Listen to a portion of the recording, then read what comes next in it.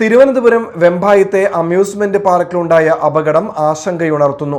Happy land amusement പാർക്കിലെ ride തകർന്നു വീണ സംഭവത്തിൽ നിരവധി പേർക്ക് പരിക്കേറ്റു. രക്ഷാപ്രവർത്തനം വൈകിയെന്നാരോപിച്ച് നാട്ടുകാർ രംഗത്തെത്തി.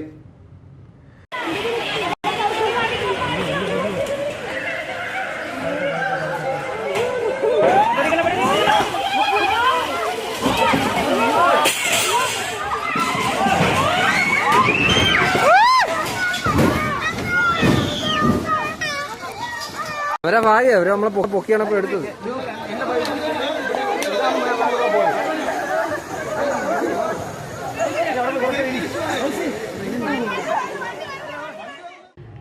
തിരുവനന്തപുരം വെമ്പായത്തെ ഹാപ്പി ലാൻഡ് അമ്യൂസ്മെന്റ് പാർക്കിലാണ് അപകടമുണ്ടായത്. പാർക്കിലെ റൈഡിന്റെ ഭാഗം പൊട്ടി താഴേക്ക് പതിച്ചതോടെയാണ് സംഭവം.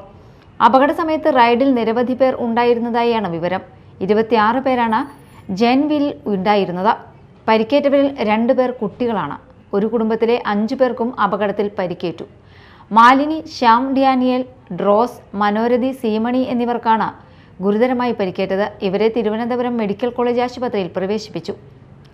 റൈഡിന്റെ വെൽഡിംഗ് ഭാഗം പൊട്ടിയാണ് അപകടമുണ്ടായതെന്നാണ് പ്രാഥമിക നിഗമനം. സംഭവത്തെ തുടർന്ന് പാർക്കിന്റെ സുരക്ഷാ സംവിധാനങ്ങൾക്കെതിരെ വ്യാപക വിമർശനമാണ് ഉയരുന്നത്.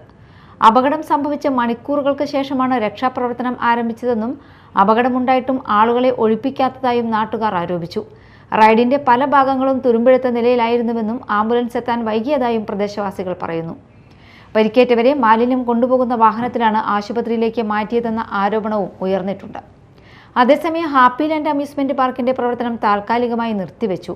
പോലീസ് സംഘവും സുരക്ഷാ ഉദ്യോഗസ്ഥരും സ്ഥലത്തെത്തി പരിശോധന നടത്തി. അപകടത്തിൽ അധികൃതരുടെ ഭാഗത്ത് ഗുരുതര വീഴ്ച ഉണ്ടായെന്നതടക്കമുള്ള കാര്യങ്ങളിൽ അന്വേഷണം പുരോഗമിക്കുകയാണ്. News desk media time.